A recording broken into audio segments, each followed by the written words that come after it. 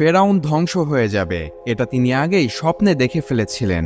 একদিন ফেরাউন স্বপ্নে দেখলেন একটি আগুন এসে মিশরের ঘরবাড়ি জ্বালিয়ে পুড়িয়ে দিচ্ছে, কিন্তু বনি ইসরায়েলদের কোনো কিছুই হচ্ছে না। এই স্বপ্ন দেখে ফেরাউনের ভয়ে ঘুম ভেঙে যায়। এরপর ফেরাউন দেশের বড় বড় জাদুকর ও জ্যোতিষীদেরকে ডেকে আনলেন এবং তাদের কাছে তার স্বপ্নের ব্যাখ্যা জানতে চাইলেন।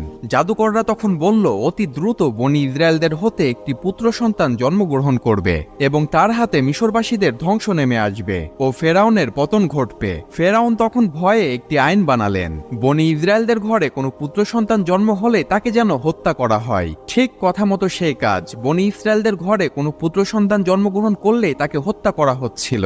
সেই সময়টা এত ভয়ঙ্কর ছিল যে কোনো মহিলা গর্ভবতী হলে ভয়ে আতঙ্কতে থাকত এবং সেই হত্যা চলাকালীন সময়ে জন্ম হয় হযরত মূসা আলাইহিস সালামের। এই ভয়ঙ্কর সময়ে কিভাবে বেঁচে গেল হযরত মূসা আলাইহিস সালাম তা জানতে পারবেন পরবর্তী ভিডিওতে।